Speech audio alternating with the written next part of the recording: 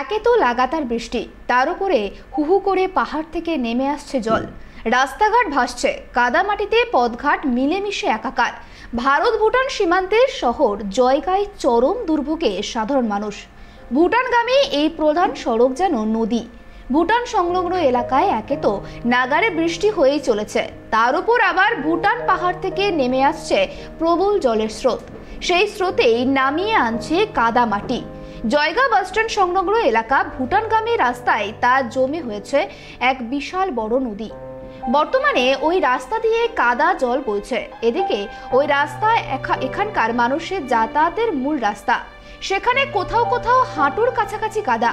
প্রশাসনের পক্ষ থেকে জেসিবি দিয়ে কাদামাটির সড়ক থেকে সরানোর কাজ চলছে, কিন্তু কোনো কিছুতেই কোনো লাভ হচ্ছে না। অনবরত পাহাড় থেকে জল ও কাদামাটি এসে জমা হচ্ছে সড়কে, যার জেরে সমস্যায় পড়ছে নিত্যযাত্রীরা। अभी आया हुआ है।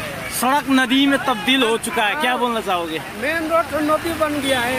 कितना दिक्कत होता है आप लोग को? पब्लिक को पूरा दिक्कत हो रहा है ना, गाड़ी कितना दिक्कत हो रहा है।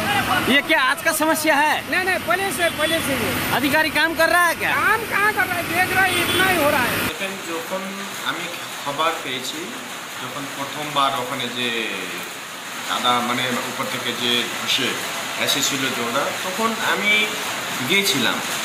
আমি নিজেই ওখানে গিয়েছি, দেখেছি অবস্থা খুবই খারাপ। যে পাহাড় থেকে যে জল নামছে, ওই জল সাথে কাদা নিয়ে আসছে, মাটি নিয়ে আসছে, ওর ওই নিকাশির ব্যবস্থা ওখানে ভালো নাই। সেই জন্য ওটা দেখেছি, ওটা গ্রামে খুব অসুবিধা, লোকের বাড়িতে এটা ঢুকতেছে।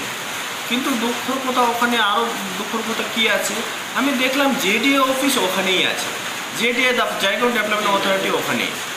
আর কয়েকদিন মাস আগেই জেডিএতে কোটি টাকা আসছিল, অনেক কোটি টাকা, আমি 12 কোটি টাকার এরকম।